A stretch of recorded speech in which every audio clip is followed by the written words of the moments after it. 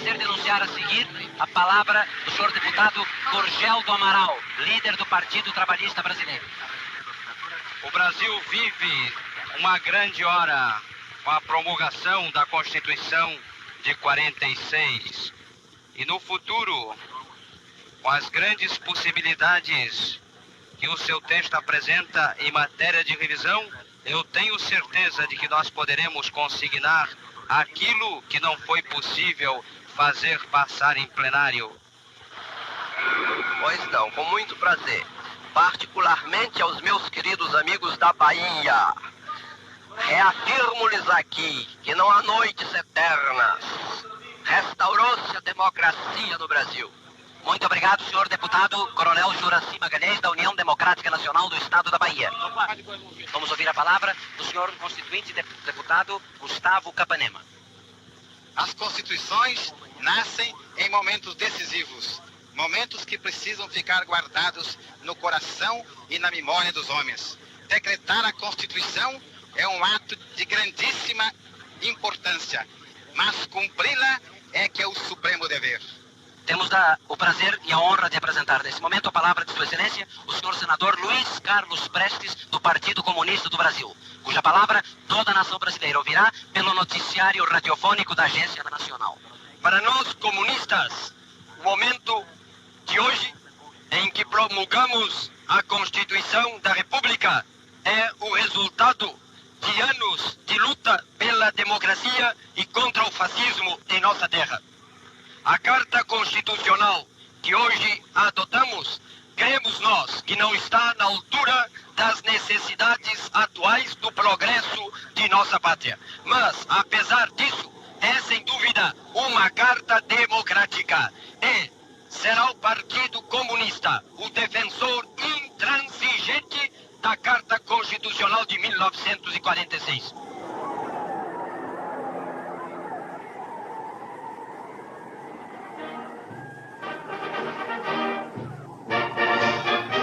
A liquidação do Estado Novo foi consequência direta da derrota do nazifascismo na Europa.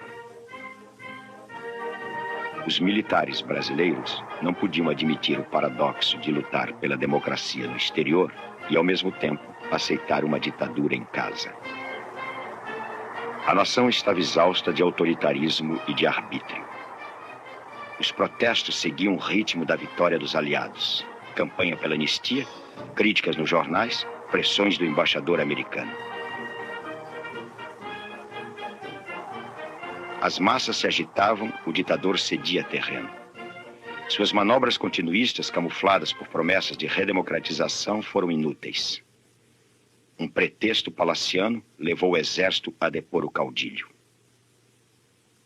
Convocadas eleições presidenciais, 3 candidatos se apresentam. O brigadeiro Eduardo Gomes, da União Democrática Nacional, a UDN, o engenheiro Iedo Fiuza, do Partido Comunista, e o marechal Eurico Gaspar Dutra, ex-ministro da Guerra, apoiado pelo Partido Trabalhista Brasileiro, o PTB, e pelo Partido Social Democrático, o PSD. O brigadeiro resumia a essência da plataforma udenista: Constituição com ordem, liberalismo sem povo, desconfiança do industrialismo. A UDN era a legenda da classe média tradicional, de grande parte da oficialidade dos bacharéis da elite. O candidato do PC, Iedo Fiuza, era praticamente um desconhecido. Luiz Carlos Prestes, o líder que seria o candidato natural dos comunistas, se poupa de uma derrota previsível.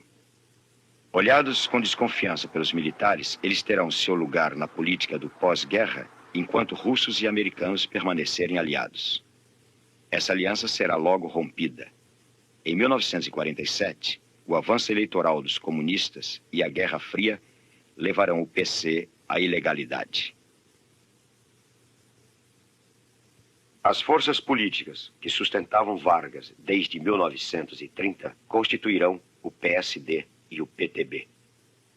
O PTB tinha o voto do trabalhador urbano. Suas origens corporativistas, juntando trabalhadores e patrões, exprimia a essência do pensamento populista: oferecer anéis antes que o comunismo começasse a exigir dedos. O PSD era o reduto dos fazendeiros, grandes industriais, coronéis do interior e interventores estaduais. Dutra foi eleito e o jovem Juscelino Kubitschek, ex-prefeito de Belo Horizonte, torna-se deputado constituinte pelo PSD. Como constituinte, Juscelino foi menos um legislador do que o hábil parlamentar da máquina política mineira que 10 anos mais tarde o levará à presidência da República.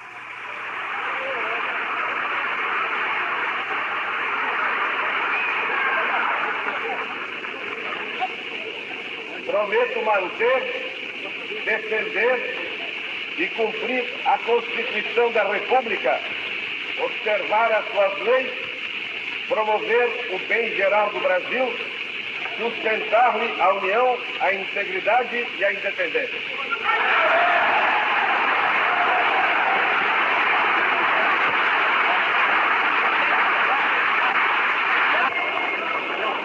Declaro empossado no cargo de presidente da República, o senhor Juscelino Kubitschek de Oliveira.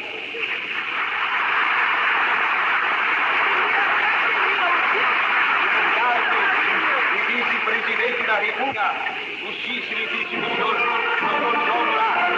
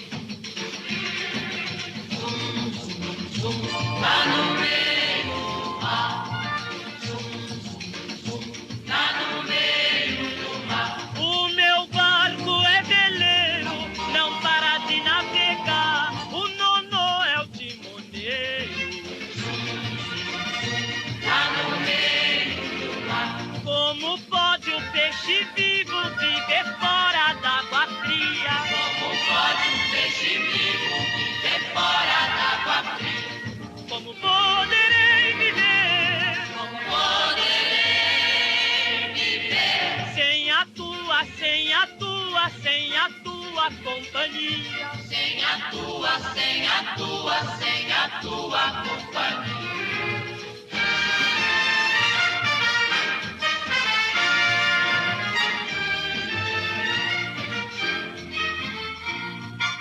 Nascido em Diamantina em 1902, Juscelino Kubitschek de Oliveira gostava de dizer que os indivíduos, como as nações, fazem o destino.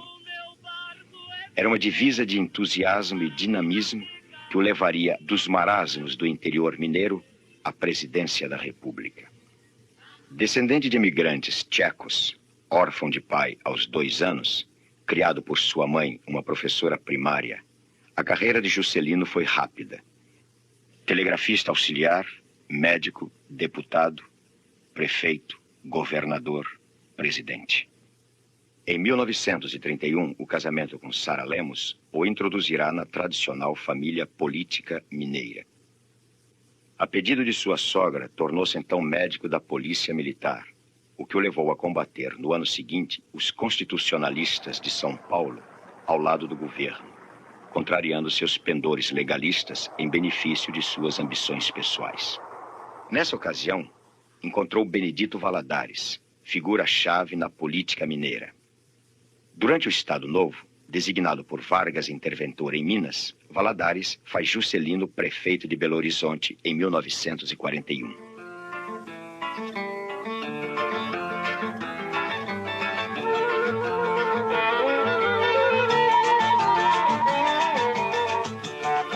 Apelidado simpaticamente de Pé de Valsa, devido aos seus talentos de bailarino incansável, Juscelino era uma exceção no PSD. Proveniente de um estado tradicionalista, revelava qualidades de juventude e impetuosidade. Em Diamantina, havia talvez sonhado com a Pampulha. Em Belo Horizonte, já estava, quem sabe, pensando em Brasília.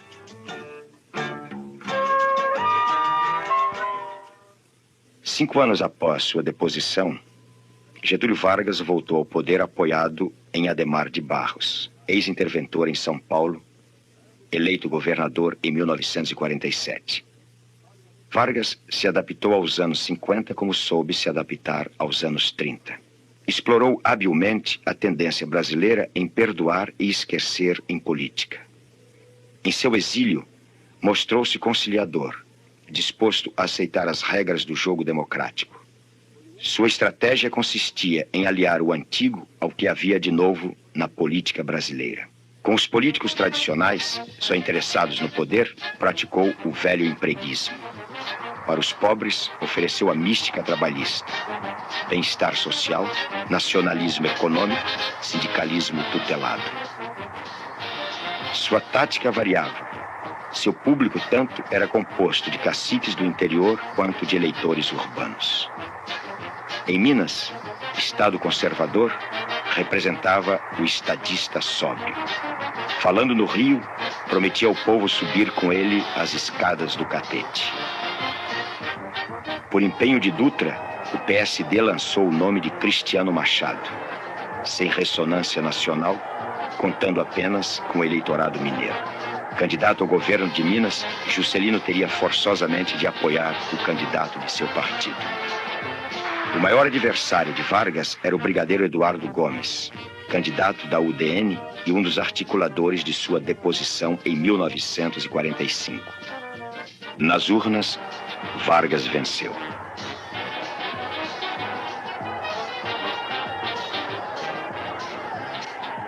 Juscelino elegeu-se governador de Minas.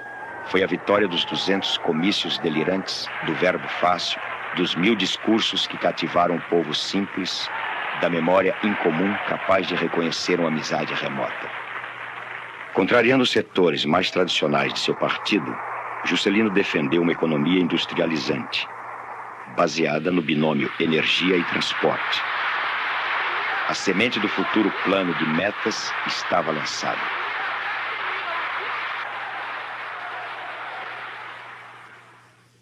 A campanha pela Petrobras, o monopólio estatal do petróleo, entusiasmou o país. Com a Petrobras, as empresas públicas se tornaram um instrumento básico da política de investimentos. Mas Vargas evitava a linguagem extremada, contrabalançando ataques ao capital estrangeiro com medidas de liberalização do câmbio. E passei anos esquecido pelos que me festejavam no poder. Vós, trabalhadores, nunca me esqueceste. Uni-vos todos nos vossos sindicatos como forças livres e organizadas. As autoridades não poderão cercear a vossa liberdade, nem usar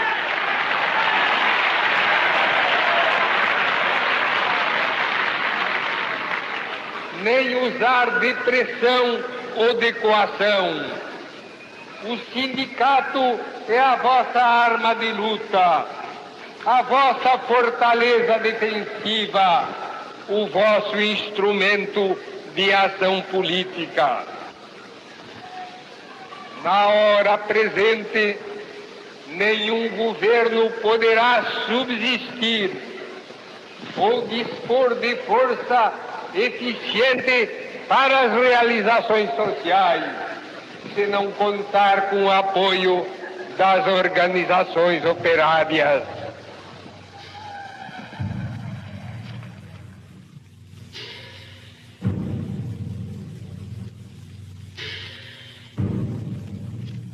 Sensível ao agravamento da Guerra Fria, os militares leais a seus aliados da véspera não viam com bons olhos o nacionalismo de Vargas transformar-se gradualmente em anti-americanismo. A nomeação de João Goulart para o Ministério do Trabalho alarmou os industriais e os militares que temiam um Perón brasileiro. A esmagadora vitória para prefeito de São Paulo de um obscuro professor moralista sobre os candidatos do PSD e da UDN mostrava que a classe média poderia inventar com gênio um populismo à sua imagem. O jornalista Carlos Lacerda empregava uma linguagem virulenta para denunciar a imoralidade e a corrupção. Em 1954, Vargas estava na corda bamba. Os velhos e sediços temas do continuismo, da república sindical, da corrupção foram agitados e desta vez com a mais profunda ressonância em todos os setores da atividade nacional. Era uma campanha organizada, era uma campanha fortemente financiada, era uma campanha como jamais se viu no Brasil contra um homem público. Vargas resistiu quanto pôde, sem o apoio da grande imprensa nacional.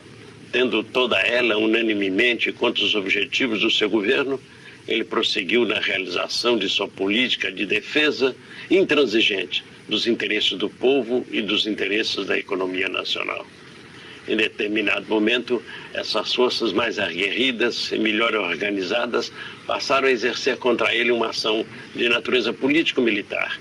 A conspiração se fazia abertamente nos quartéis, sem que pudesse ser controlada ou debelada. E no país, no meio civil, através de entidades de classe, através de mobilização da opinião pública pela imprensa escrita, falada e televisionada, foi se adentrando um clima de hostilidade.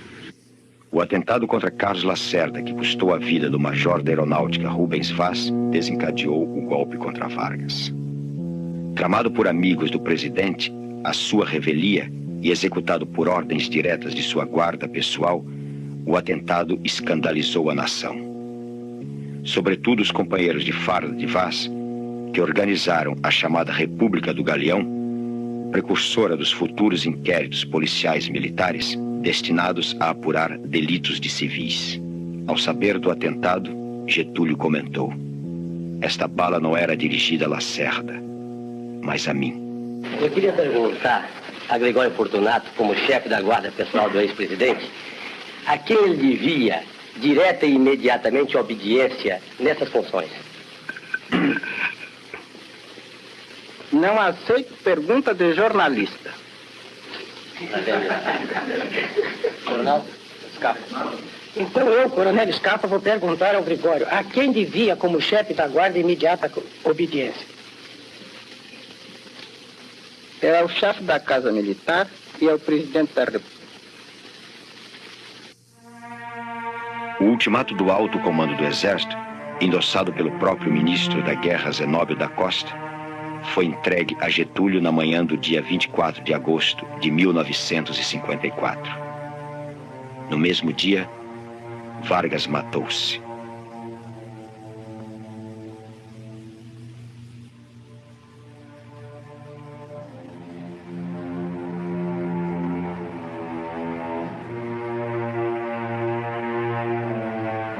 Dessa vez, a bala atingiu seus adversários. A reação do povo surpreendeu os que precipitadamente julgavam ter vencido Vargas. A multidão enfurecida queimou os caminhões dos jornais da oposição, enfrentou a polícia, apedrejou a embaixada americana. O homem das ruas amava Vargas e, para ele, a carta-testamento não deixava dúvidas. Getúlio fora vítima dos que combatiam suas qualidades, não seus defeitos. Os inimigos do trabalhismo e os opositores da nacionalização das riquezas do país. A dor e a indignação do povo não podiam ser explicadas sumariamente pela ignorância. Embora o populismo varguista camuflasse um regime paternalista debaixo da retórica democrática, ele era melhor do que seus inimigos da direita. Com Getúlio, o capitalismo pelo menos incorporava as massas. Com todo o empreguismo e favoritismo, o salário aumentava. Havia a possibilidade de alguma barganha, de um lucro social conquistado pelo próprio povo. O esgoto, a bica, a estabilidade no emprego, o salário mínimo. Matando-se, Getúlio neutralizou as vantagens políticas que seus adversários haviam acumulado.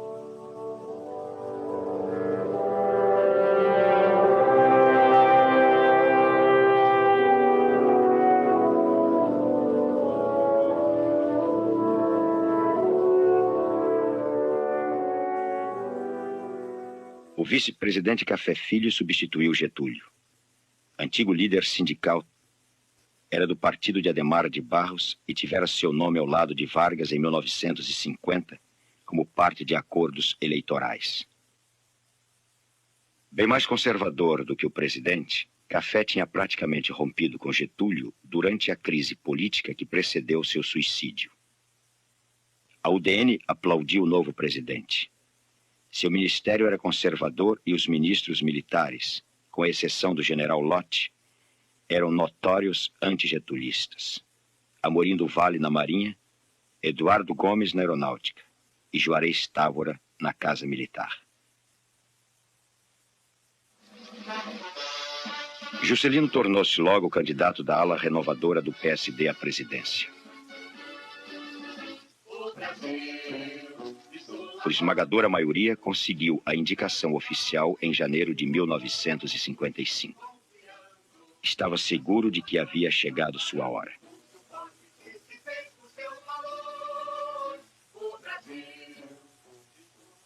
Favoráveis a uma candidatura de União Nacional, em princípio militar, as Forças Armadas tentaram eliminá-lo da disputa. Passados uns dias, eu estou lá no Palácio da Liberdade com um amigo meu me telefona. E me diz, olha, você ouviu o discurso do Café na Hora do Brasil? Eu falei, não. Pois olha, ele fez um discurso gravíssimo e faz acusações ao senhor, etc. Só às 10 horas da noite é que eu consegui a cópia do discurso. Então, escrevi uma declaração minha em que eu repudiava o café, telefonei para o Correio da Manhã, o Álvaro Lins, que era o redator-chefe do Correio da Manhã, eu disse, Álvaro, eu vou dar uma entrevista perigosa. E eu comecei a entrar em entrevista violento. Não é verdade o que afirma o presidente da República. Quer dizer, o presidente da República está mentindo, né? E fui para aí desdizendo. E depois repeti a minha frase. Já disse que Deus me poupou o sentimento medo. Isto me leva a continuar com a bandeira na minha mão. E esta irá até o catete, a menos que me matem no meio da jornada. Juscelino resistiu. Contava com a adesão de Minas e com a fidelidade dos 30 mil homens em armas que comandavam em seu estado. E passou a percorrer febrilmente o Brasil em campanha. Reivindicando uma velha amizade com Getúlio, tendo apoiado o ex-presidente em seus dias de crise. Juscelino era o homem capaz de tornar viável a aliança do PSD com o PTB. Para selar essa aliança, João Goulart foi indicado candidato à vice-presidência. Adhemar tentou logo herdar o voto dos trabalhadores. Os nostálgicos do integralismo lançaram Plínio Salgado. Apoiados pela UDN, os velhos caciques do PSD lançaram o nome do ex-governador de Pernambuco, Etelvino Lins. Diante da falta de expressão dessa candidatura, a UDN resolveu apresentar Juarez Távora. Ex-líder tenentista, chefe político nordestino, Távora opunha-se aos militares nacionalistas. Como seus aliados da UDN, defendia a austeridade econômica e o combate à corrupção.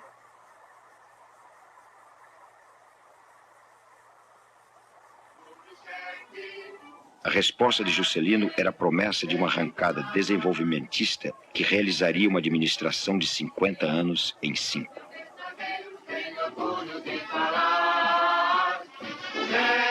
Todo brasileiro, patriota verdadeiro, tem orgulho de falar. Meu Brasil, o teu destino, meu Brasil, o teu destino está nas mãos de Juscelino, está nas mãos de Juscelino.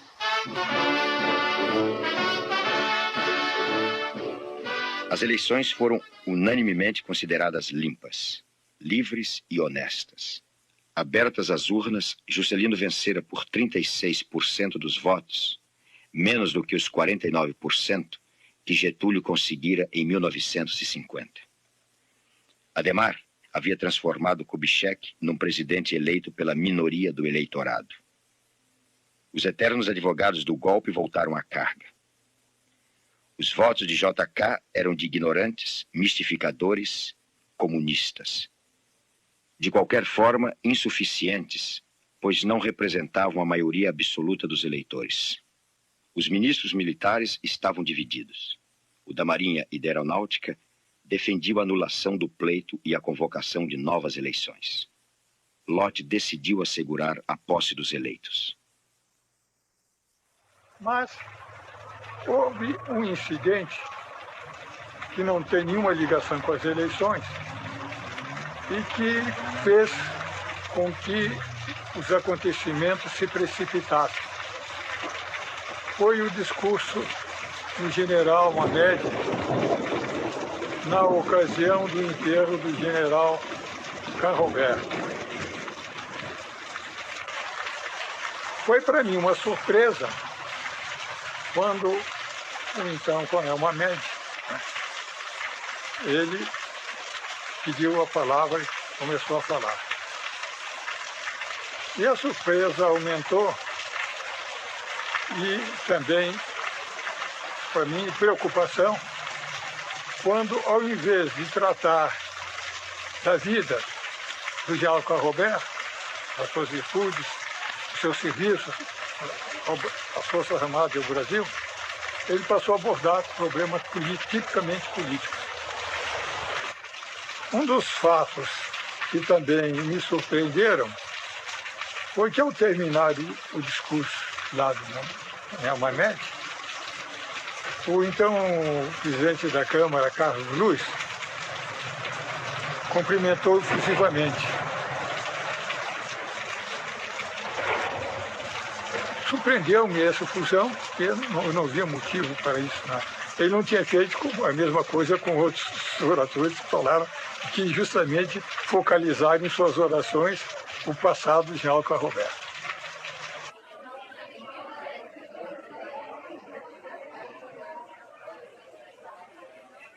Lott pediu a Café Filho a punição do coronel Mamed.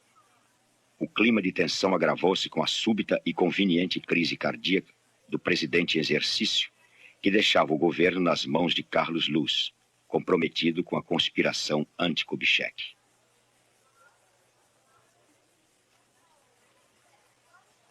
E eu procurei um primeiro entendimento com o Dr. Carlos Luz.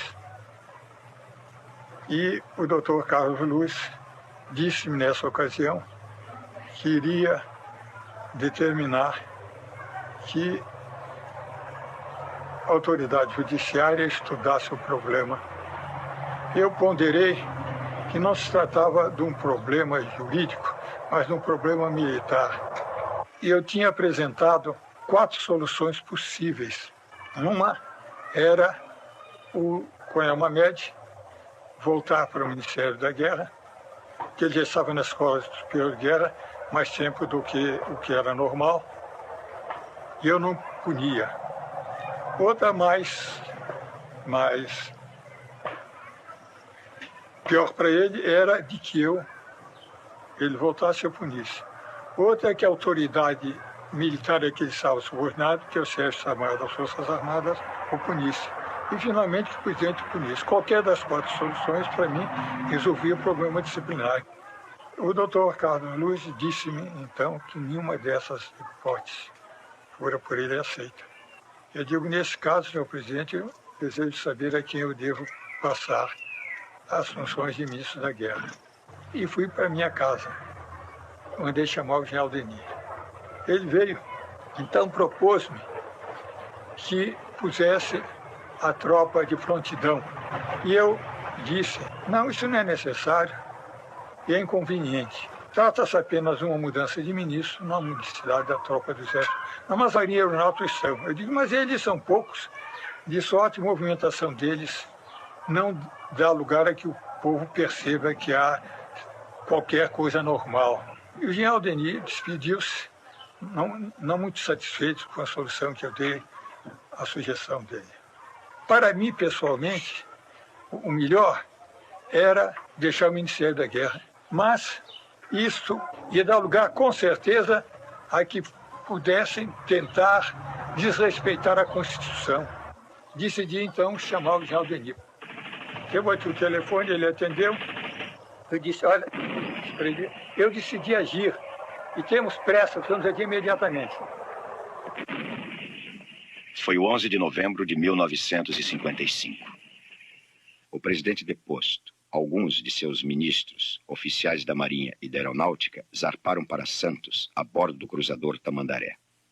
Enquanto Carlos Luz e seu curioso séquito que incluía o comandante Pena Boto e o jornalista Carlos Lacerda, se dirigiam para São Paulo, Lott obtinha a legitimação de seu gesto. O presidente do Senado, Nereu Ramos, substituiu Carlos Luiz. Refeito de sua enfermidade, 10 dias mais tarde, Café Filho tentou reassumir a presidência. Pressionado por Lott, o Congresso decretou seu impedimento, permanecendo Nereu Ramos no catete. Apoiado no movimento dos militares constitucionalistas, Lott conseguiu garantir a posse de Juscelino e de Jango. Inconformados com o golpe preventivo do general, os udenistas, transformados provisoriamente em legalistas, dirão que a posse de JK só foi possível graças ao movimento militar mal explicado.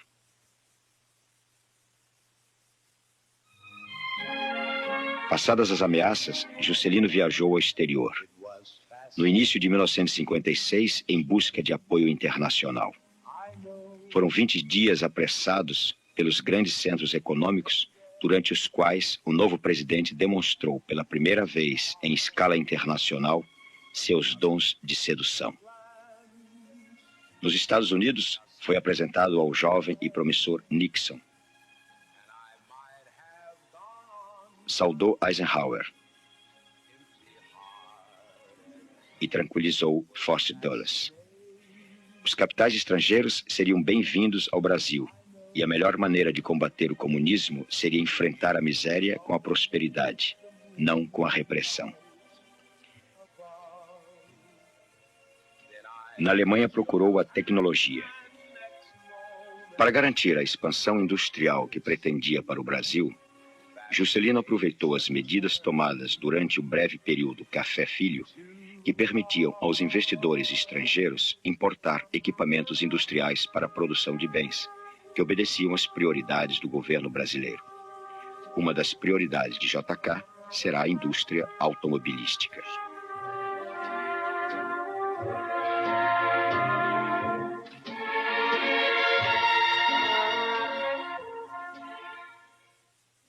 No Vaticano, buscou a bênção do Papa.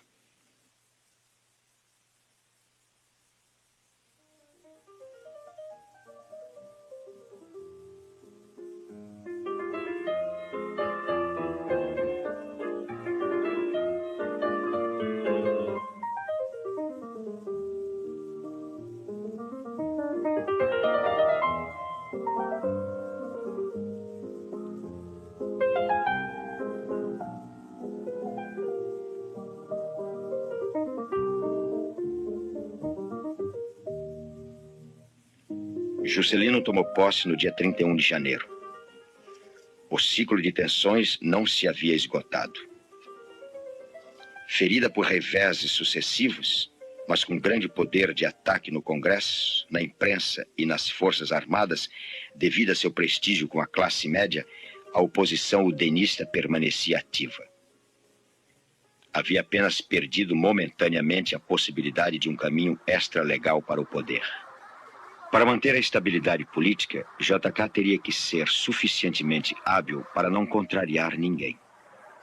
Evitar conflitos diretos, contornar a oposição, driblar as dificuldades. Seu estilo será a improvisação, o entusiasmo, a proximidade com o povo.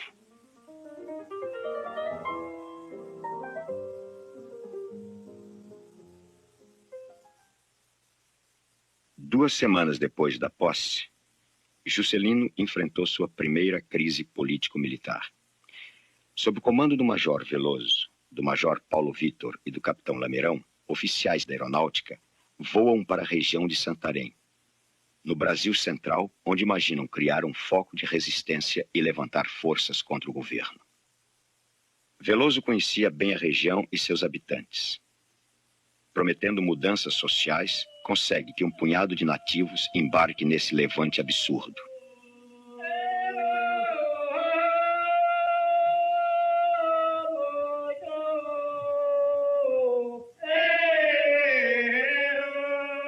Uma extrema-direita mobilizando índios na defesa da democracia liberal.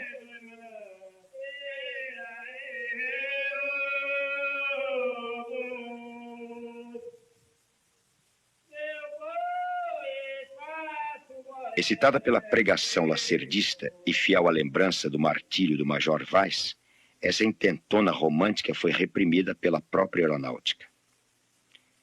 Numa operação rápida, Veloso foi preso. Paulo Vitor e Lameirão fugiram para a Bolívia. Nessa altura, nem todas as armas estavam dispostas a transformar o interior do país numa grande república do Galeão. Era fácil ser enérgico. Foi mais inteligente ser prudente. Num gesto generoso e sábio, Juscelino anistiou os revoltosos, capitalizando a seu favor os radicalismos e evitando uma perigosa irradiação dos descontentamentos. A substituição do ministro da Aeronáutica encerrou a crise.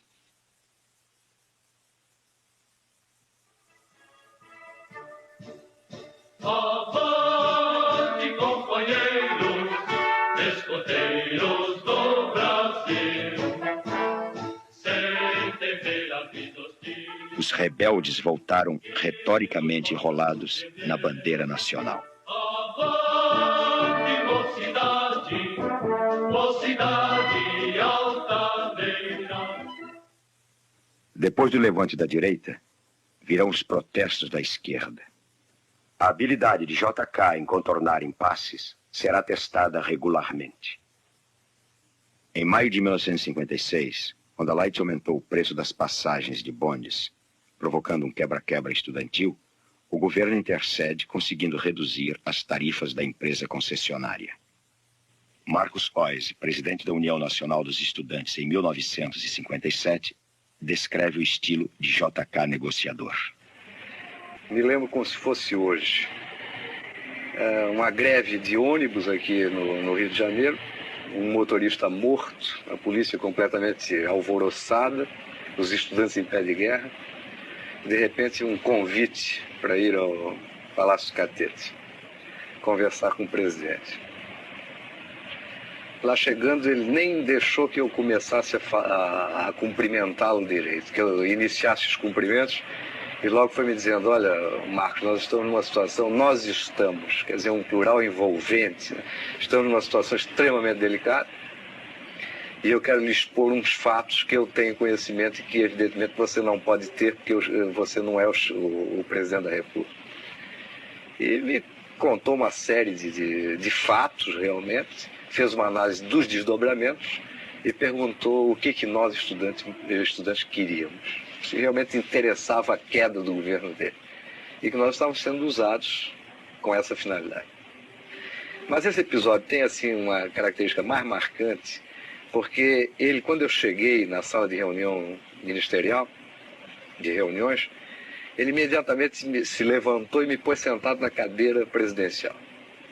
E sentou-se à direita, no lugar reservado ao ministro da Fazenda. Fez esses relatos e disse, olha, eu não quero influir sobre a sua decisão, mas você faça o que você acha que convém melhor ao país.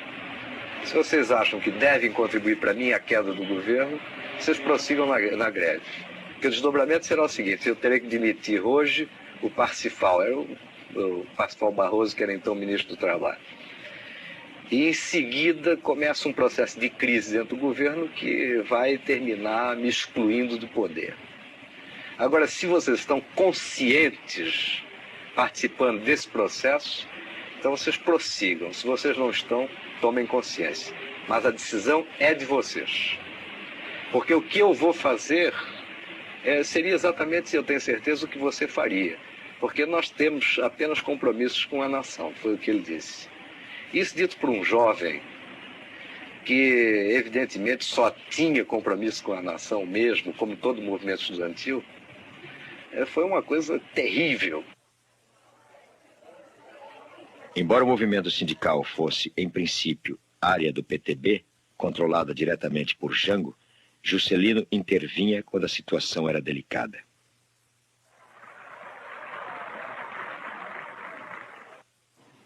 Me recordo que me encontrava no Rio de Janeiro fazendo um movimento, podemos dizer, de esclarecimento da opinião pública e de pressão também sobre o Tribunal Superior do Trabalho, que ia julgar o recurso dos empregadores de São Paulo contra uma decisão do Tribunal Regional que nos havia concedido 25% de aumento.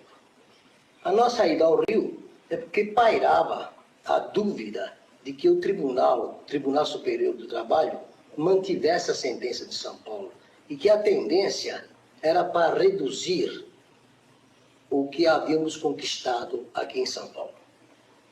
Demos muitas entrevistas e, determinado dia, antes mesmo da reunião do TST, fomos chamados a Palácio pelo presidente Juscelino, o qual nos perguntava o que desejávamos fazer no Rio e qual a missão que estávamos executando. Explicamos a Sua Excelência a apreensão dos trabalhadores de São Paulo, que haviam conquistado um aumento de 25%, bem acima da alta do custo de vida, mas que os juízes de São Paulo haviam levado em consideração uma questão social muito grave e, para contentar os trabalhadores e solucionar o problema, haviam dado esse aumento de 25%.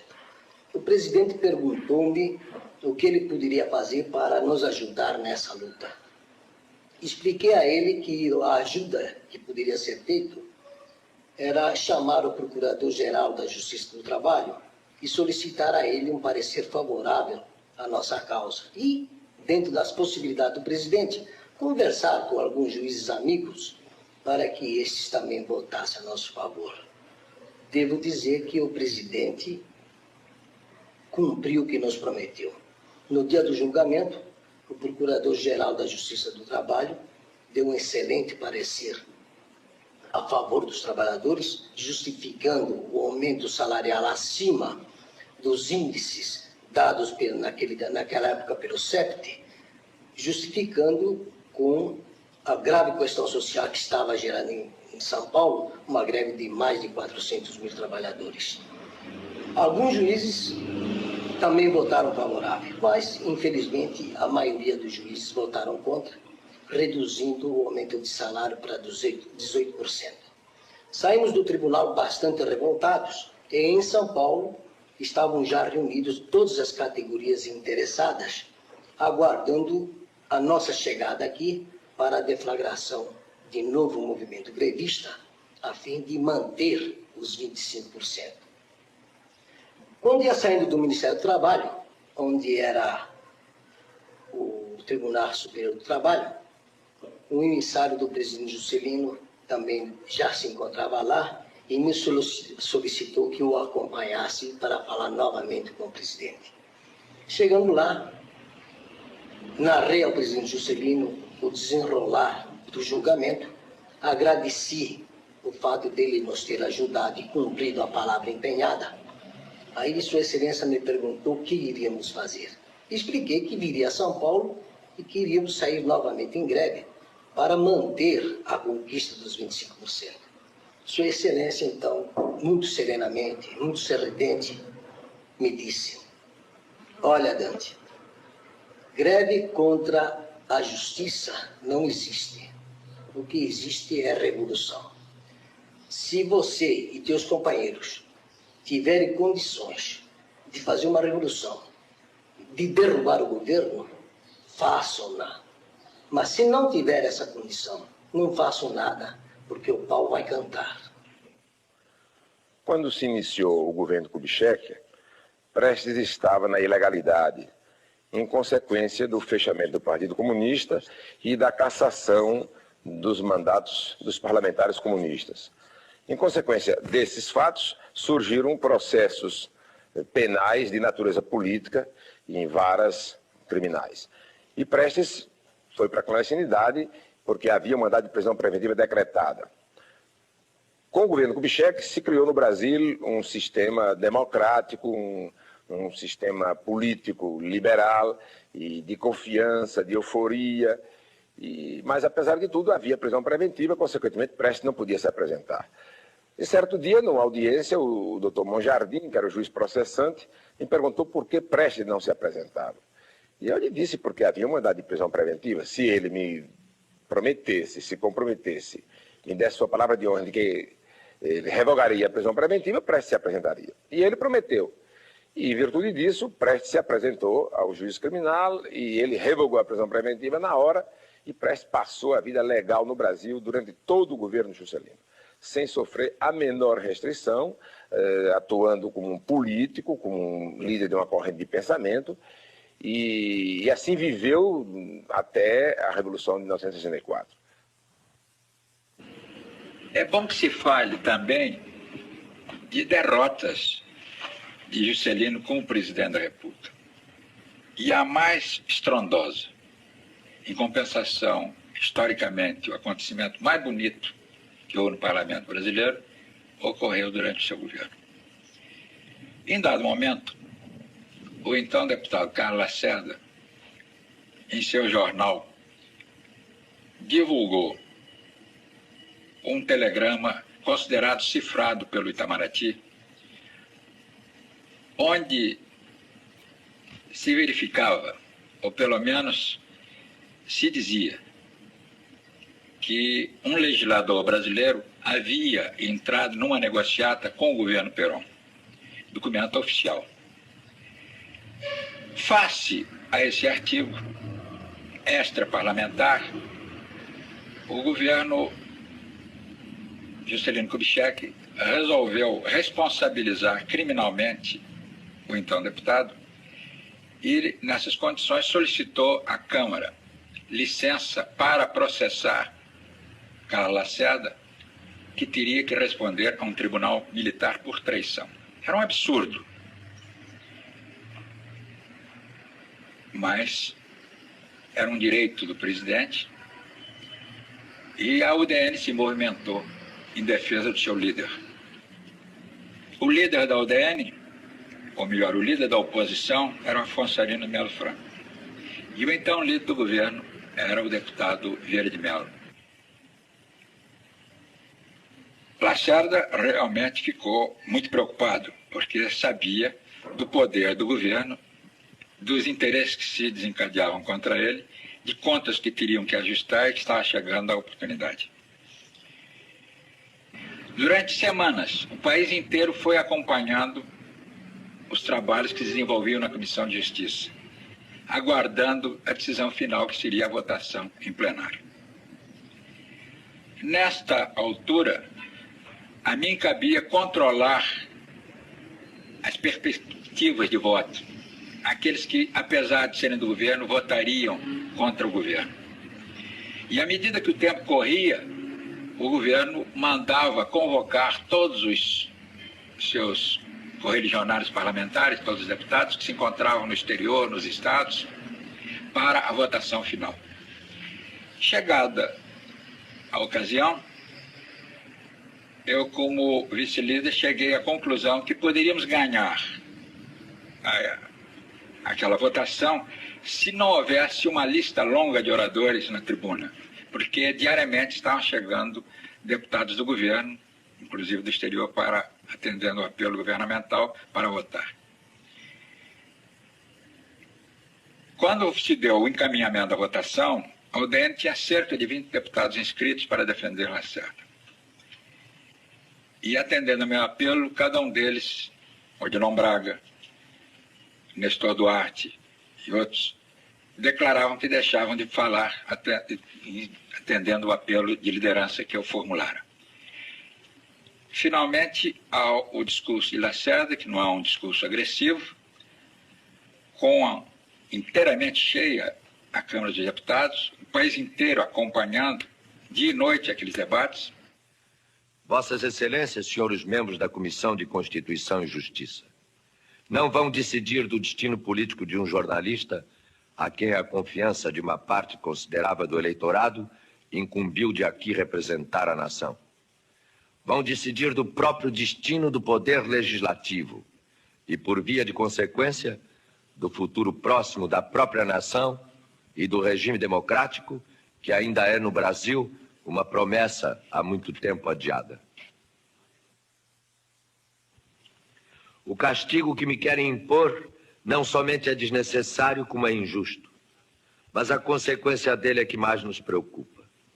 Pois a partir do momento em que o governo haja conseguido que a maioria lhe obedeça na Câmara, rasgando o artigo 44 da Constituição, o poder legislativo não será mais um poder, e sim um simples serralho. E o presidente da República estará transformado num usurpador pela destruição do equilíbrio dos poderes, graças à capitulação daqueles que, dentro de um deles, se submetem aos interesses e caprichos tirânicos do outro. Estamos no país em que os golpes de Estado são dados em nome da lei. Talvez alguns membros da própria maioria fiquem muito surpreendidos e até indignados se lhe dissermos isto. Mas saibam que o Estado brasileiro hoje já se parece muito mais com um Estado totalitário do que com uma estrutura democrática. Depois fala Afonso Arinos, então, em nome da oposição, um discurso de uma fundamentação jurídica irretorquível. E, em seguida, fala Vieira de Mello, que fez talvez o seu melhor discurso, que chegou a nos levar à dúvida, temendo mesmo que fôssemos derrotados. Mas a Câmara reagiu bem, apesar de muita gente ter votado a favor do Lacerda e anteriormente ter sido agredido por ele, ser combatido por ele, mas o fato é que não se permitiu, não se concedeu a licença, respeitou-se a imunidade parlamentar e nem por isso a democracia foi ferida, nem por isso no dia seguinte a Câmara deixou de funcionar. E com isso o senhor Juscelino Kubitschek deu uma demonstração de respeito ao Congresso, de respeito à Constituição, limitando a sua atitude, indo até onde podia ter ido, que é ir até a votação.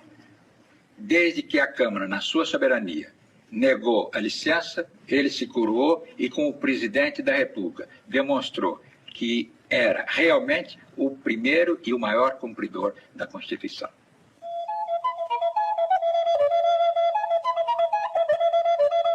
Com Juscelino, o Brasil começou a abandonar o litoral. A mudança da capital retomaria o trabalho de desbravamento e integração iniciado 3 séculos antes pelos bandeirantes. Foi o desejo de se apossar do interior do país, de modernizá-lo, de liquidar com a sonolência de uma sociedade que parasitava ao longo das praias. Como se quisesse ir embora, dizia JK. As estradas que cortariam o país de norte ao sul fixariam em suas regiões de origem as populações que invadiam os grandes centros, ou pelo menos orientariam para o interior os que fugiam da seca e da injustiça.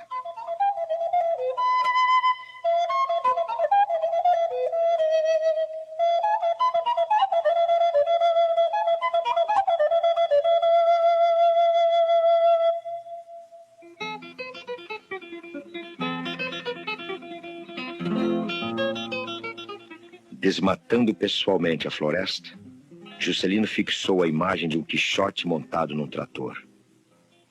Como aconteceu com os descobridores, sua proeza recebeu o aplauso espantado de alguns índios ingênuos. No dia 3 de maio de 1957, o arcebispo de São Paulo, Dom Carlos Carmelo Mota, oficiou a primeira missa no local escolhido para Brasília. Presentes à cerimônia, índios, candangos e normalistas. A nova capital era também um cálculo político. Perdida no Cerrado, Brasília era uma forma de preservar os poderes da República da pressão direta das massas. Uma maneira de desviar a atenção de sérios problemas econômicos e sociais. Um jeito de conseguir a adesão da juventude impaciente. Foi a solução encontrada para isolar os conservadores, os partidários do passado, armados de cifras trapaceiras. A nova capital mobilizou ao lado de Juscelino intelectuais, empresários e líderes sindicais. Para essa cidade que simbolizaria seu governo, JK quis uma arquitetura revolucionária e triunfante. Depois de 20 anos, então, eu encontrei ele. Ele passou uma manhã na minha casa e me convidou para vir para o Rio. Ele já era presidente, então ele queria me falar de Brasília. Então explicou que ele queria fazer a capital, pelo centro do país, que era para levar o progresso para o interior, cheio de entusiasmo. Com 20 anos atrás, ele apresentava em Pampulha. E para atendê-lo, porque o assunto me interessava, eu fui para lá com os amigos. E lá ficamos quando ainda não existia nada, né? Eu me lembro até com uma certa saudade, né, daquele tempo, a terra vazia, sem nada, e a gente ia trabalhar e os prédios iam surgir pouco a pouco, né? E ele ia nos levar para correr os canteiros civis altas horas da noite, como tinha feito em Pampulha, né? E assim Brasília se realizou graças a ele. Ele é que teve o entusiasmo, a boa vontade, nos dando a confiança que era necessária. Eu me lembro que quando eu fiz o projeto do Palácio Alvorada, eu mostrei a ele de tarde. No dia seguinte, quando encontrei no palácio, ele me disse: você sabe, não consegui dormir. Pensei a noite inteira nesse palácio. Então era um homem assim, que tendo tantos problemas grandes pela frente, ele ainda via Brasília como um sonho predileto, com entusiasmo extraordinário. Juscelino foi incansável e onipresente. Inaugurou, fiscalizou, controlou de perto as obras. Seu estilo personalista e dinâmico driblou o impossível. Para enfrentar os entraves burocráticos, criou uma administração paralela, deixando os velhos órgãos entregues à política de clientela. Organizou por decreto grupos executivos independentes do Congresso que lhe deram grande liberdade de ação. Juscelino adaptou seu desenvolvimentismo segundo as circunstâncias. Concedeu crédito fácil para os empresários e favores para os políticos recalcitrantes. Os intelectuais rebeldes sucumbiram à mística do desenvolvimento e frequentaram o Instituto Superior de Estudos Brasileiros, o ISEB, financiado pelo governo. Os militares receberam estratégicos cargos de responsabilidade. Declarações pró-americanas e um porta-aviões imponente e obsoleto tranquilizou os conservadores da Marinha e da Aeronáutica.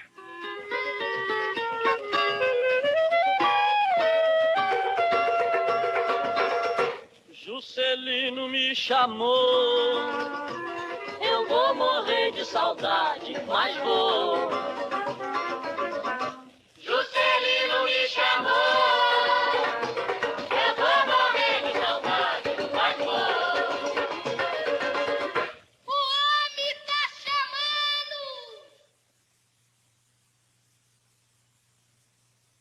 Com Juscelino, o Brasil começou a ser moderno e industrial.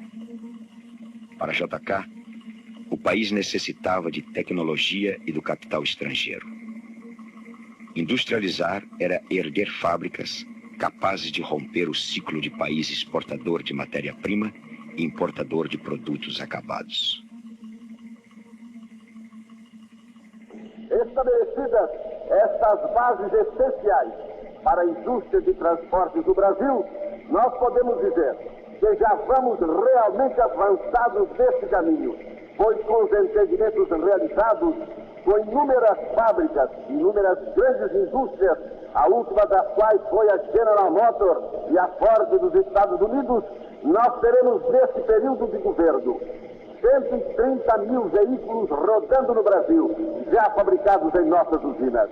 Além disso, teremos dentro de 2 anos também, fabricado no Brasil, as locomotivas de que temos tanta necessidade para a renovação permanente do nosso parque ferroviário, o que assegurará ao Brasil os instrumentos básicos para a sua futura prosperidade. De modo que esta política que o meu governo vem realizando, no sentido de dar ao Brasil os próprios pés com que ele possa caminhar, já está plenamente equacionada e nós teremos, nesse período de governo, automóveis, caminhões, jipes, caminhonetes, navios, locomotivas e agora aviões para cruzar os céus do Brasil. JK achou que trazer a indústria estrangeira para o Brasil já era nacionalizar. A esquerda não perdoou essa confusão entre a Volkswagen no Brasil e a Volkswagen do Brasil.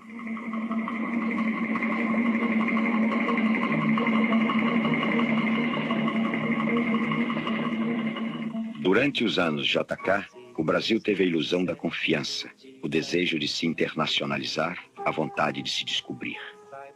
Foi a época da Bossa Nova, dos primeiros filmes do cinema novo, das bienais abstratas, do teatro de Boal e de Guarnieri. A conquista da Copa do Mundo em 1958 desagravou derrotas antigas e desfez a desagradável sensação que, no máximo, Nosso destino era ser segundo lugar em tudo. É bom no samba, é bom no couro, a taça do mundo é nossa. Com brasileiro não há quem possa. Eita, esquadrão de ouro, é bom no samba. Mas essa fachada eufórica não conseguia disfarçar problemas antigos e tensões de sempre.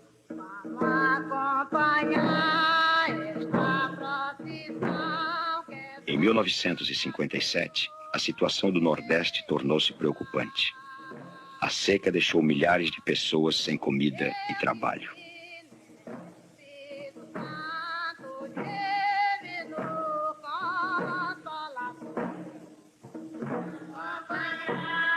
Os retirantes invadiram as cidades. Os flagelados saquearam armazéns. Os animais morreram de inanição. Como não quis mexer na estrutura fundiária, Juscelino de novo contornou. Ergueu barragens, substituiu o velho Departamento Nacional de Obras contra as Secas pela Sudene.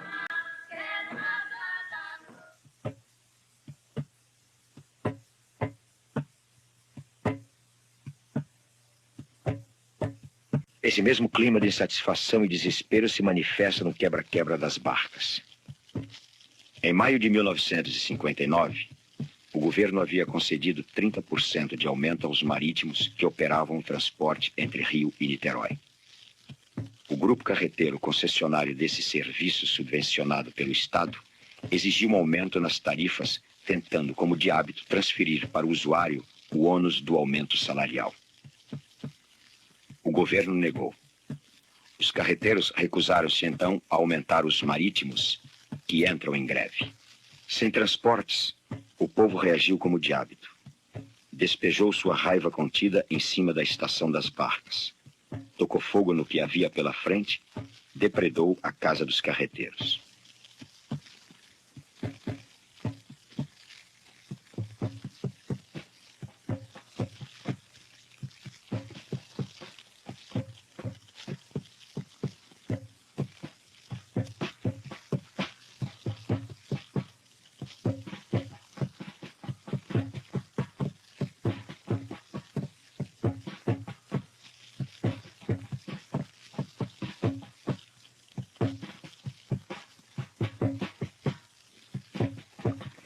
Diante do imprevisível, o governo cedeu, encampando o serviço das barcas.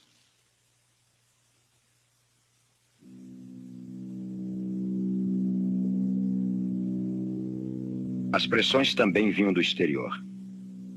A principal delas chamava-se Foster Dulles, poderoso secretário de Estado norte-americano que vinha ao Brasil menos como campeão da Guerra Fria do que como porta-voz do Fundo Monetário Internacional.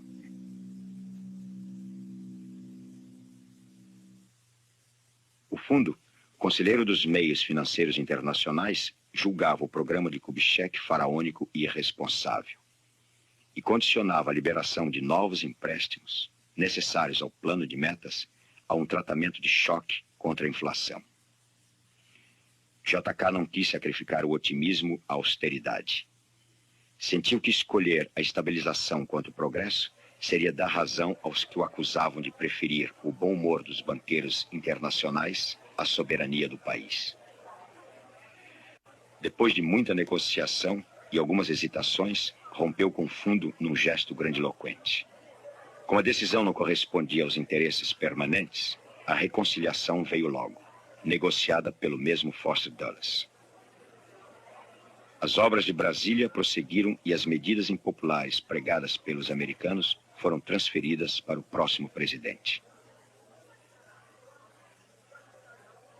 Juscelino nunca desrespeitou a lógica da Guerra Fria. Compreendeu logo que os Estados Unidos apenas se interessariam pelo desenvolvimento da América Latina caso ele fosse apresentado como uma trincheira contra o comunismo. Não só fez isso, como reforçou o argumento estabelecendo laços comerciais com o leste europeu.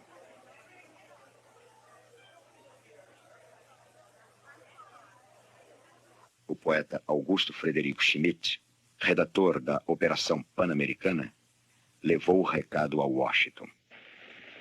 Se os países desenvolvidos não entenderem e persistirem em não ter uma doutrina de desenvolvimento, o que significa de criação de resistências, porque criar riquezas significa o mesmo de criar resistências ao avanço socialista.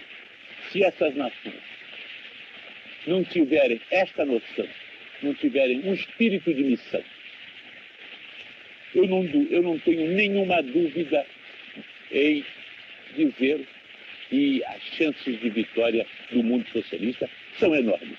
Isso é um problema de grande importância, talvez seja o problema mais importante desse momento. É preciso que haja doutrina contra doutrina.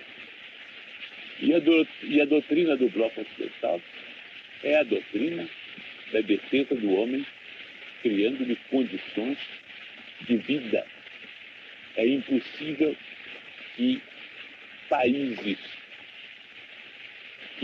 onde a porcentagem de miséria, de fome, de mortalidade infantil é imensa, assustadora, se sintam completamente satisfeitos e integrados dentro de um bloco democrático de países desenvolvidos. Nesta hora em que a aceleração da tecnologia é uma coisa ameaçadora. A América Latina está constantemente ameaçada pela tecnologia, pelo avanço tecnológico, é exportadora de matérias-primas, os laboratórios estão produzindo exatos, substitutos, químicos e uma sorte de coisas. Quer dizer, são nações ameaçadas nas suas economias, que necessitam se desenvolver e irão naturalmente para onde encontrarem os instrumentos mais propícios ao seu desenvolvimento. A vinda de Eisenhower em 1960 desfez os mal-entendidos. Os Estados Unidos aceitavam, em princípio, a Operação Pan-Americana e a tese de que o progresso da América Latina poderia convir a seus interesses, embora a realização desses sonhos fosse transferida para a administração seguinte. One real good fine time, drinking rum and Coca-Cola.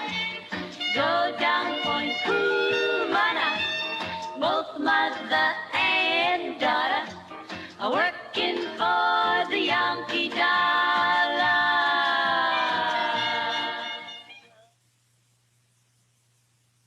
Getúlio certa vez confessou preferir a rodovia à ferrovia, porque o maior partido do Brasil era o Partido Rodoviário. A integração do país deveria, assim, obedecer à carta dos votos dos donos da terra, cujas fazendas eram beneficiadas pelas estradas. Juscelino submeteu seus ímpetos modernizadores a esse mesmo Brasil. Seu entusiasmo desbravador pelas autoestradas e pela indústria automobilística passou à posteridade nas imagens da caravana da integração nacional, enorme comboio de Volks, Vemags e Fords, vindos de todos os cantos do Brasil em direção à nova capital.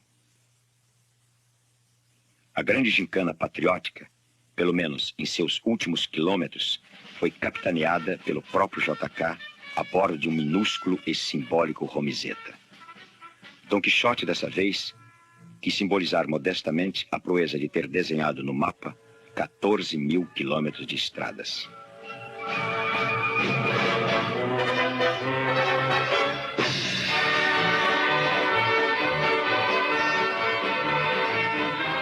Juscelino inaugurou Brasília no dia 21 de abril de 1960, na presença de 100 mil pessoas vindas de todas as partes do país. O presidente cumpria a promessa e as festas foram à altura desta data, que havia sido escolhida como alusão à descoberta de um novo país. Os cinejornais da época registraram as imagens de uma velha classe política num cenário novo. De uma nova catedral, de um entusiasmado cardeal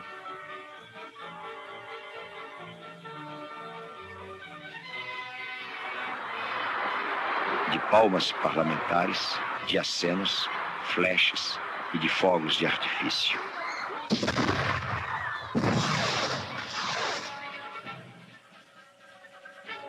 A partir desta noite, o Brasil começava a ser diferente. O país abandonava uma velha pele, criava um novo ponto de vista. Inaugurava o símbolo do triunfalismo de uma era que se iniciava e, ao mesmo tempo, chegava ao fim.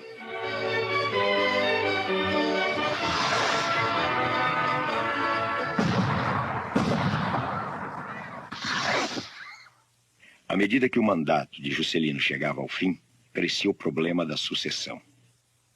A esquerda nacionalista já havia lançado o nome do general Lott desde 1956, por ocasião do primeiro aniversário do 11 de novembro. O candidato natural à vice-presidência era João Goulart. A aliança Lott-Jango era a união do trabalhismo populista com o nacionalismo militar. Lott, o militar legalista, era uma poderosa arma contra a direita. Estava disposto a conceder o voto aos analfabetos e a restringir a remessa de lucros das firmas estrangeiras. Ao mesmo tempo, era um homem da ordem. Lott, na verdade, era para a esquerda um respaldo sólido, mas desajeitado. Um militar sem experiência política ou carisma. Ora viva, minha gente! Está formado o comício. Lott, Lott, Jango, Jango! Desta vez, moçada, o Brasil vai sair do precipício. Muito bem! E é um, é dois, é já!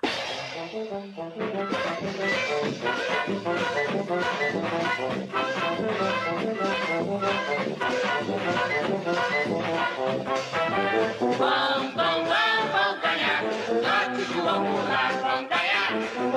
Vão ganhar, Lott e João Goulart. Vamos, moçada, vamos, tá na hora de votar. Lott pra presidente, pra vice João Goulart vão ganhar. Vão ganhar, Lott e João Goulart. Salve o povo do Brasil, salve a classe operária, salve o homem do campo que espera a reforma agrária. Não esqueça, pessoal, no dia 3 de outubro é votar no Lott e no Jango. Disposto a voltar em 1965, era mais conveniente para JK isolar a esquerda e entregar sua sucessão a um conservador. Este se desgastaria obrigatoriamente com medidas antipopulares necessárias para conter a inflação. Argumentando com a tese da alternância no poder, Juscelino decidiu apoiar o nome da UDN, sensível ao tradicional jogo dos partidos brasileiros. O general Juracy Magalhães, ex-interventor na Bahia durante o Estado Novo, reunia todas as qualidades para formar uma inesperada aliança PSD-UDN. No almoço estávamos só os três mesmo. O presidente Juscelino Kubitschek, o poeta Augusto Frederico Schmidt e eu. E nesse almoço ele levantou a tese de que o Partido Social Democrático já tinha dado um presidente da República. O Partido Trabalhista Brasileiro também já tinha dado um presidente da República. E que em benefício do bom funcionamento das instituições democráticas no Brasil, seria necessário dar à UDN uma oportunidade de galgar a presidência da República pelo caminho das urnas. Ele estava disposto a levantar essa tese perante o seu partido, com a condição de que eu aceitasse ser o candidato à presidência da República. Imediatamente eu aceitei a tese, mas não a minha indicação. Desejo fixar desde logo que sou candidato à preferência do eleitorado udenista como uma consequência daquela estratégia política fixada para fazer o nosso partido crescer nas eleições de 1958 e vencer nas eleições de 1960. Cansada de derrotas, a UDN preferiu seguir os conselhos de Carlos Lacerda e lançar o nome de Jânio Quadros, manobra significativamente batizada de Aliança com o Povo. Depois de longos anos na oposição, a UDN entrevia afinal sua oportunidade de chegar ao poder pelas urnas. Essa fé das oposições na vitória eleitoral explica em grande parte o fracasso do levante de Aragarças, em dezembro de 1959, mais uma vez liderado por Haroldo Veloso, nessa altura já tenente-coronel. Veloso realizou o primeiro sequestro de avião no Brasil. Em seguida lançou um manifesto ameaçador à nação em que prometia o paredão para os que tripudiavam sobre a miséria do povo. Nem o povo se comoveu, nem a UDN se inflamou, absorvida que estava na campanha eleitoral. O desfecho dessa segunda intentona direitista é semelhante ao da primeira. Anistia, reintegração, conciliação. O slogan "Jânio vem aí" era brandido por rapazes udenistas vestidos de garis da moralidade. A vassoura, símbolo da campanha de Jânio, resumia a plataforma espartana que prometia liquidar com a corrupção e sanear a vida política do país. Democrata cristão em 1952. Elegera-se deputado federal pelo PTB em 1958. E candidatava-se presidente da República pela UDN em 1960.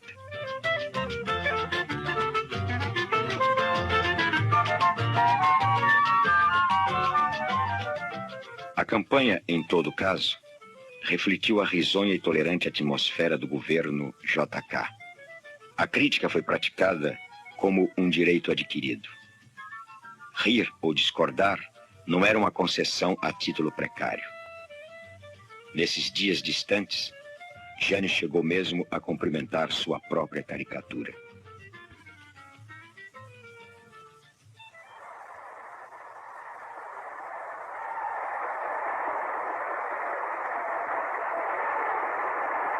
Juscelino começou a se despedir do poder no auge da sua popularidade.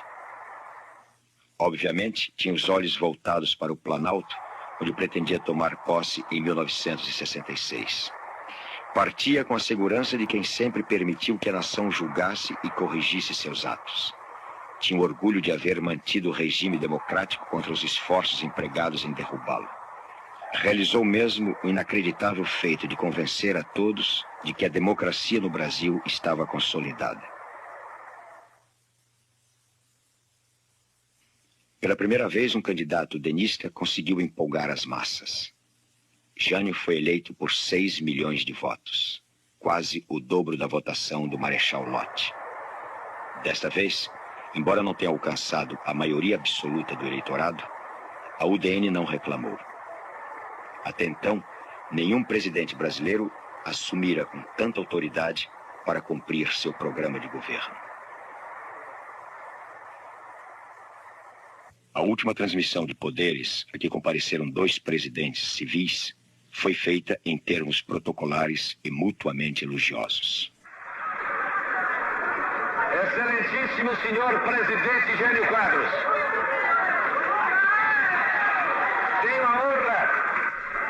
tenho a honra de passar às mãos de Vossa Excelência o comando da República, para o qual foi escolhido pela maioria do povo brasileiro.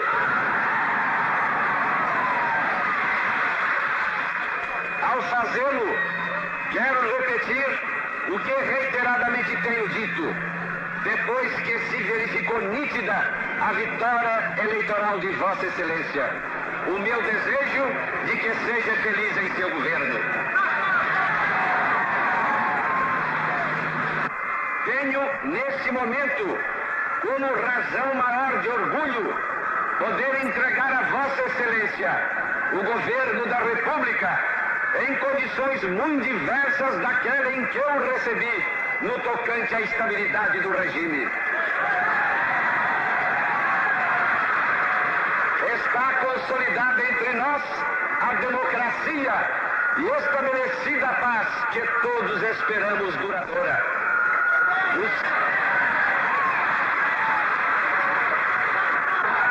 E atenção, Brasil, vai falar o novo presidente da República, Dr. Jânio Quadros.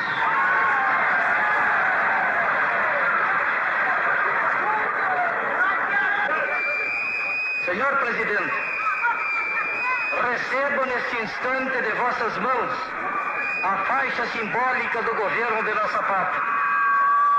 Recebo-a com profunda emoção, porque tenho consciência do verdadeiro sentido implícito na singeleza dessa cerimônia.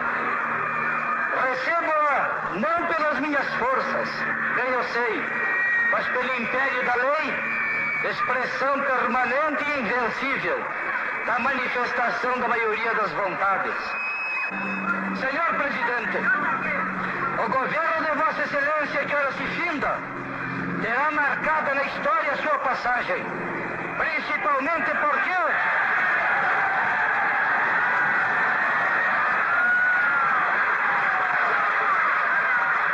através de sua meta política logrou consolidar em termos definitivos no país os princípios do regime democrático.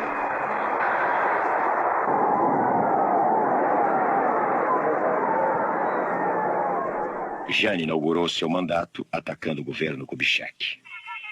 O grau de dissolução a que chegamos derivou em parte da crise de autoridade e de austeridade do poder, comprometido seu prestígio por um rol consternador de escândalos oficiais, incentivados pela mais arrepiante impunidade.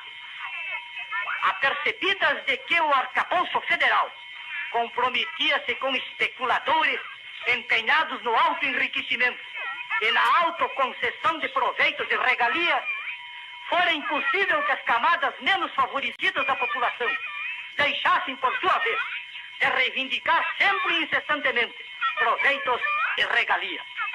O meu governo, entretanto, representa um paradeiro a isso, definitivo e último.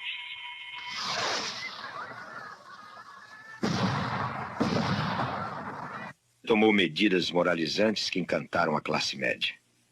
Instaurou inquéritos para investigar irregularidades do governo anterior e lançou um rígido programa anti-inflacionário.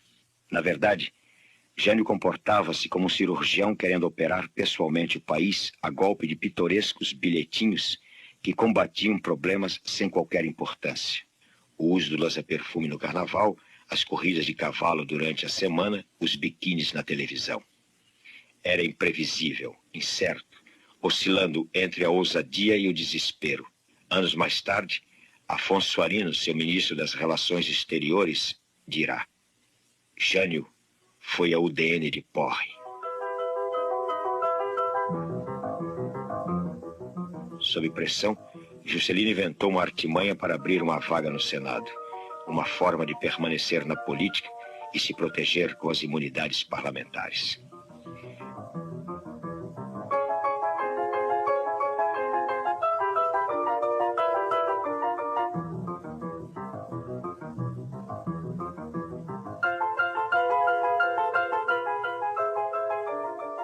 A forma controvertida de Jânio governar não simplificava as coisas.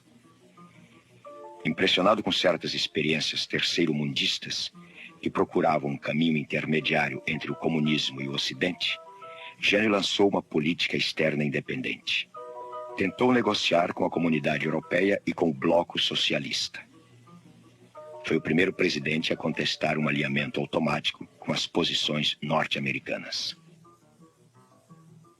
Ahora, esta masa anónima, esta América de color sombría, taciturna... Enquanto isso, Fidel Castro, desde 1959 no poder, concluindo que os Estados Unidos não estavam interessados em ajudar os países latino-americanos a sair do subdesenvolvimento, radicalizava o regime. Denunciava o caráter imperialista da dominação dos Estados Unidos no continente. Confiscava bens americanos, realizava a reforma agrária, socializava a economia cubana.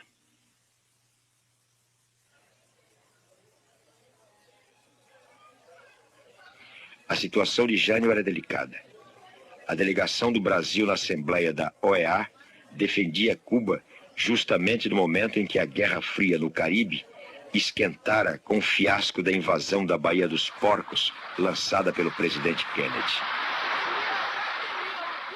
Let me then make clear, as the President of the United States, that I am determined upon our system's survival and success, regardless of the cost and regardless of the peril.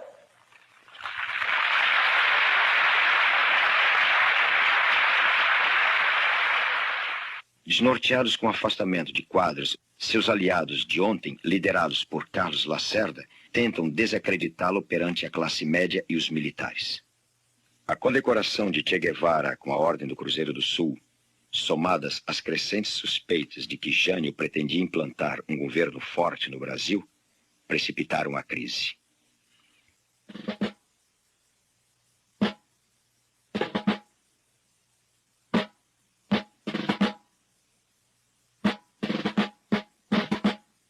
No dia 25 de agosto de 1961, dia do soldado, outra cerimônia de condecoração, desta vez a bandeira, encerrou a meteórica carreira de Jânio. A UDN viveu um pesadelo. Antigetulistas históricos, os udenistas tinham perdido em 1950 o que tinham conquistado em 1945. E o que tinham ganho em 1954 lhes escapara das mãos em 1955. Desta vez, a tão aguardada vitória eleitoral alcançada em 1960 se desfazia, segundo os udenistas, dos caprichos de um irresponsável. Para a UDN, o relógio da história voltava a 1950, quando o fantasma de Getúlio retornara protegido pela Constituição. A ideia de ter Jango no poder provocou o inevitável: estado de sítio, junta militar e uma séria divisão nas Forças Armadas. Os ministros militares tentaram um 11 de novembro às avessas, e o país chegou à beira da guerra civil. Leonel Brizola, governador do Rio Grande do Sul, armou o povo, organizou uma cadeia de rádio batizada de Rede da Legalidade. O general Machado Lopes, comandante do Terceiro Exército, resolveu apoiar a posse de João Goulart. Fui até Montevidéu e lá tive uma conversa de quase um dia com o Dr. João Goulart. Convenci o presidente João Goulart que ele não tinha alternativa. Ou ele se empossava sob a égide da emenda parlamentar, ou teria que chegar à presidência da República com as suas botas manchadas de sangue. Encontrou-se, afinal, uma solução de compromisso. Jango assumiria em regime parlamentarista. O ministro Denis foi obrigado a ceder.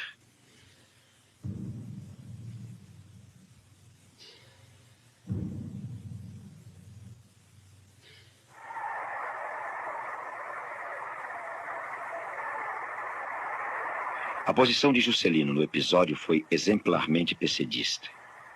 De olho na presidência em 1965, apoiou o esquema parlamentarista apenas enquanto esse representou a garantia que o jogo liberal seria respeitado.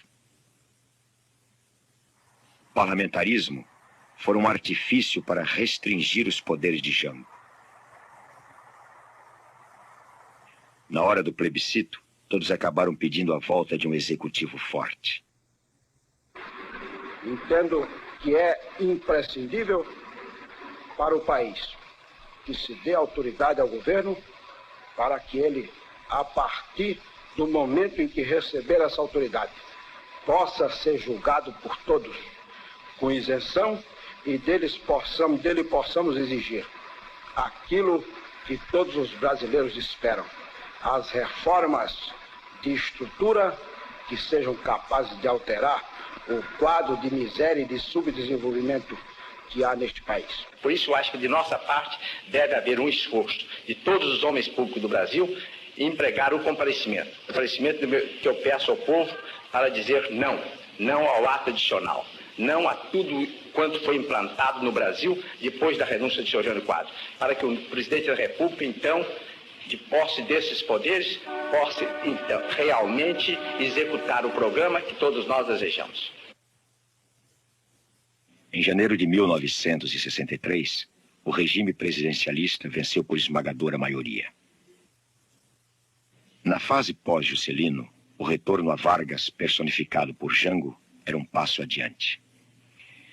A ênfase no desenvolvimento foi gradualmente substituída por outras palavras de ordem: reformas de base, reforma agrária, reforma urbana, encampação de refinarias particulares, limitação de remessa de lucros de empresas estrangeiras. As greves se multiplicaram. Com essas iniciativas, Jango atingiu os interesses dos poderosos. Os proprietários urbanos e rurais, as empresas estrangeiras, os donos de imóveis da alta classe média. Nisso se diferenciava de JK, que sempre evitara tocar no arcaico sistema da propriedade rural. Nunca mencionara a reforma fiscal, sempre se submetera ao tradicional equilíbrio parlamentar.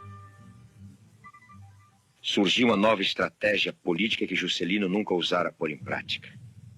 Um compromisso definido em relação à política econômica e à questão social.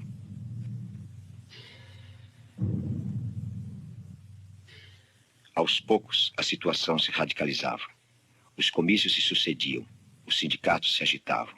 Juscelino, o idealizador da Operação Pan-Americana, tentava coordenar sua nova versão, Aliança para o Progresso. Eu acredito que possamos fazer um trabalho juntamente com a Organização dos Estados Americanos, com todos os governos e representantes dos povos latino-americanos, no sentido de intensificar mais as relações entre os diferentes países, a fim de resolvermos os problemas comuns que estão atormentando a todos nós. Este continente de quase 200 milhões de habitantes não pode permanecer na situação em que se encontra. É necessário que nós dinamizemos os instrumentos de combate ao subdesenvolvimento.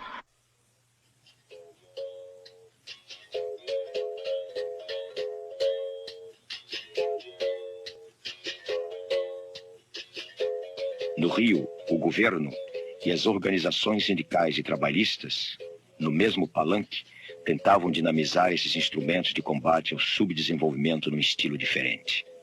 No dia 13 de março de 1964, num comício monstro armado na Central do Brasil, Jango nacionalizou as refinarias, desapropriou terras de mais de 100 hectares e evocou Vargas e João 23, entre clamores pela legalização do Partido Comunista.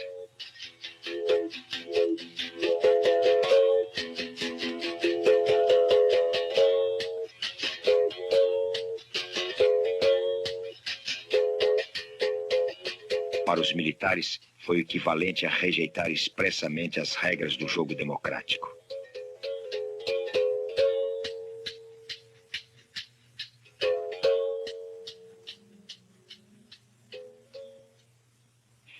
A resposta conservadora não tardou.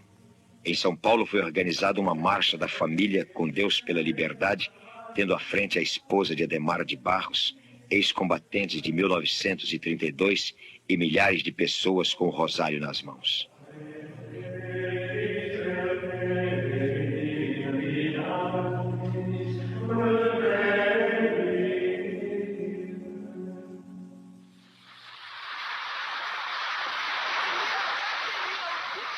No dia 26 de março, os marinheiros se reúnem no Sindicato dos Metalúrgicos para comemorar o aniversário de sua associação. Logo passam as reivindicações, como, por exemplo, o direito de casar.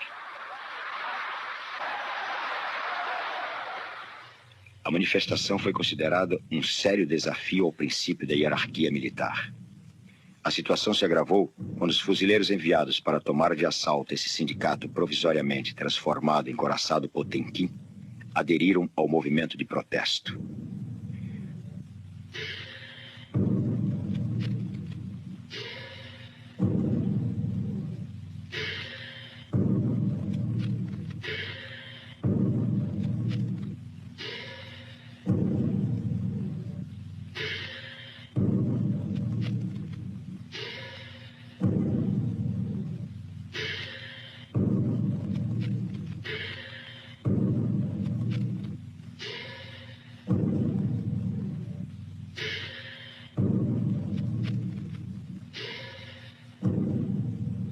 O governo recusou-se a reprimir o motim. O ministro da Marinha demitiu-se. Jango tentou uma saída, prender os marinheiros e, em seguida, anistiá-los. A oficialidade não engoliu essa solução aragarças aplicada a soldados e suboficiais.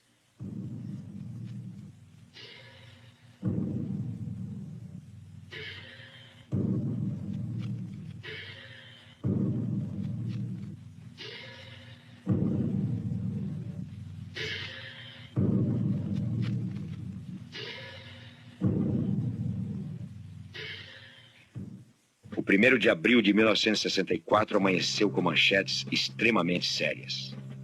6 estados rebelados, pronunciamentos militares, tropas nas ruas e um presidente deposto.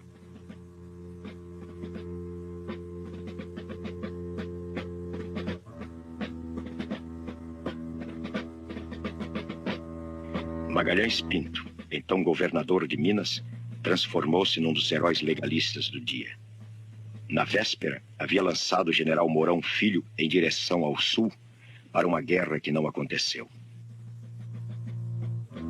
18 dias depois do comício monstro, os tanques substituíram os palanques na central. Abril foi um mês de cassações, prisões e exílios. Antes de completar 4 anos, Brasília viu seu Congresso cercado por tropas. No Rio, o prédio da União Nacional dos Estudantes foi incendiado e apedrejado.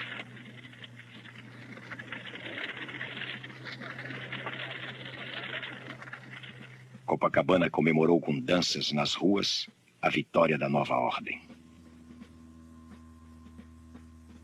A versão carioca da Marcha da Família foi às ruas. Dessa vez não para protestar, mas para comemorar. Essa estratégia de mobilização da classe média, usando donas de casa como porta-vozes de seus medos, será empregada no Chile, anos mais tarde, para derrubar o presidente Allende. A última etapa, vamos dizer assim, da atividade política do senhor Juscelino Kubitschek começa exatamente no instante em que ele conduz o PSD, seu partido que já o havia em memorável convenção por feito candidato à reeleição, ele conduz o seu partido à eleição, a apoiar a candidatura do general Castelo Branco a presidente da República. Ele, a isso induzido pelas ligações pessoais do senhor Negrão de Lima e do Dr. Augusto Frederico Schmidt com o general Castelo Branco, ele, em reunião do partido para definir a posição do PSD, ele deu o voto diante das 3 candidaturas colocadas, Castelo Branco, todas generais, mas Castelo Branco, Dutra e Cruel. E ele optou, depois das defesas das 3 candidaturas, ele optou pela candidatura do general Castelo Branco. O que lhe mereceu uma frase, uma manifestação do senhor Vitorino Freire, que atravessando o salão, o espaço que os separava na sede do PSD, bateu-lhe no ombro e declarou: vais pagar caro por este voto. E pagou. Não foi apenas Juscelino quem pagou caro. A posse do general Castelo Branco, protegida por soldados de luvas de pelica, inaugurou a liquidação sistemática das lideranças civis no país. A situação de Juscelino era mais uma vez ambígua. Ele havia apoiado o movimento militar, mas não poderia se eleger em 1965 sem o apoio dos votos do PTB, que acabava de ser excluído do poder. Aliás, ninguém se elegeria nesse ano. Nem mesmo os candidatos que haviam apostado no golpe militar, como Lacerda, Adhemar ou Magalhães Pinto. 3 políticos que sempre viram a presidência escapar de suas mãos no último momento. Lacerda passou logo para a oposição. Juscelino e Adhemar foram cassados, sob a alegação de serem corruptos. A vida de Juscelino desde então tornou-se insuportável. Diariamente ia depor na polícia do Exército, até o momento em que se recusou a prosseguir com esse ritual deprimente. Juscelino não estava mais disposto a submeter aqueles interrogatórios que eram vexatórios, humilhantes, diários, em que ele ficava sentado num tamborete a ser interpelado por subalternos em matéria de inquisição, e que ele estava disposto a resistir, consequentemente, a se suicidar. Subimos ao apartamento do governador Magalhães Pinto, que, ao ver em minha companhia, eu havia solicitado o encontro, ao ver o Adolfo Bloch, compreendeu e disse mesmo, já sei, vocês estão vindo aqui por causa de Juscelino. Então, eu dei a palavra a Adolfo Bloch, ele relatou com a emoção de amigo que estava vindo do apartamento de Juscelino e que estava convencido de que nós estávamos na véspera de uma grande tragédia. Magalhães Pinto respondeu, precisamos agir urgentemente, porque a nação não suporta mais outro cadáver. Se referia ao suicídio de Vargas. À tarde eu procurei o Zé Luiz Magalhães Lins, que me disse, olha, está tudo resolvido, já as providências todas estão tomadas, você pode comunicar ao presidente Juscelino, ele e Dona Sara receberão passaporte hoje e seguirão hoje para a Europa, num avião já determinado. E eu então pedi uma certa garantia, com receio que houvesse um acidente qualquer na chegada de Juscelino ao aeroporto e que pudesse haver uma tragédia, alguém que não soubesse que havia ordem para ele poder tomar o avião e que pudesse atirar nele. Os ânimos eram muito exaltados e o Zé Luiz disse, não, pode ir tranquilo porque vai tudo funcionar como uma orquestra. O aeroporto estava totalmente guardado, super militarizado pela aeronáutica, cujos oficiais não sabiam a razão, a não ser naturalmente o comandante da operação, e repletos de fotógrafos que compreendiam que alguma coisa de anormal estava acontecendo, porque o avião era um avião que estava paralisado, há mais de 2 horas, sem ordem de poder sair com aquele aparato militar em volta. Aí, num pequeno carro, o Juscelino Kubitschek e Dona Sara saltaram, se encaminharam junto do avião, saltaram, o avião levantou o voo, não houve mortes nem feridos, e houve então aquele grande alívio para aqueles que estavam acompanhando e conscientes do que estava ocorrendo. O primeiro ato constitucional foi seguido de inúmeros atos institucionais. As cassações e prisões aumentavam. As eleições presidenciais foram adiadas para 1966, quando o Congresso, em eleição indireta, elegeu o general Costa e Silva. Num gesto desesperado, Carlos Lacerda fez as pazes com Juscelino e Jango para formar uma frente ampla, capaz de rearticular as lideranças civis. Logo em seguida foi cassado. Começa então a escalada das oposições, logo classificadas de contestatórias ou subversivas. Os estudantes vão para as ruas e um deles, Edson Luiz, é morto a tiros. Os deputados vão à tribuna e um deles, Márcio Moreira Alves, com um discurso considerado ofensivo às Forças Armadas, provocou um impasse entre o Executivo e o Congresso.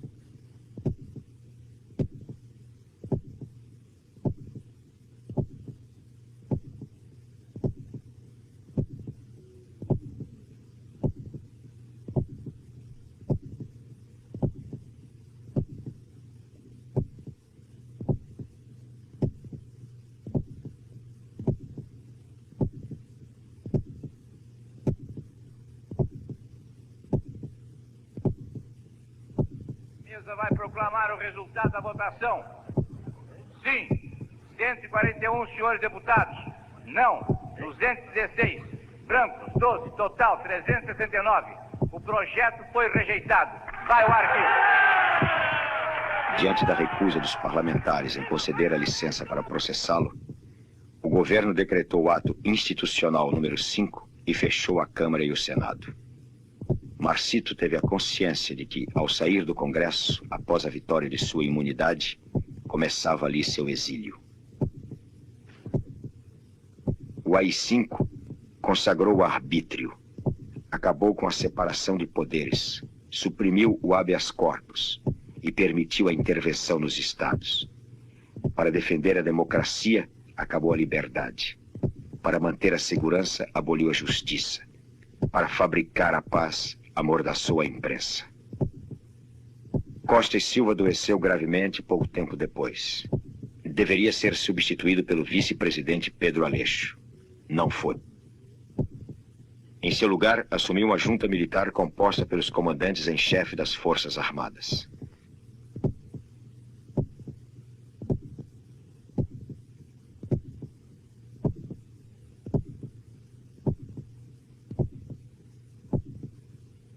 Longe da política, Juscelino tornou-se empresário. Redigiu suas memórias. Com ele, a cordialidade desapareceu da vida pública. Sua vocação de tolerância e a generosidade para com os adversários haviam composto um estilo descontraído, do qual o Brasil parece ter perdido a fórmula. Desde 1964, nenhum presidente conseguiu mais merecer um carinhoso apelido popular. Sumiram o Jussas e JKs. JK não chegou a completar 74 anos.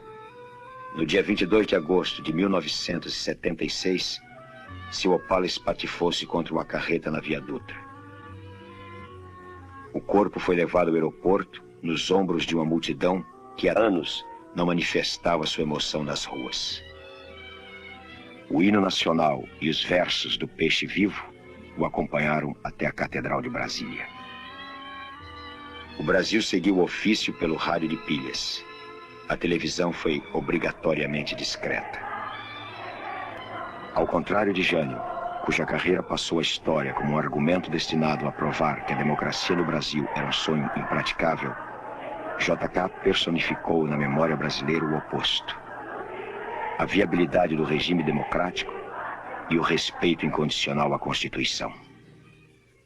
Sua morte, no momento feito de mesquinharias e ressentimentos, atualizou temas da maior importância: respeito, liberdade, anistia.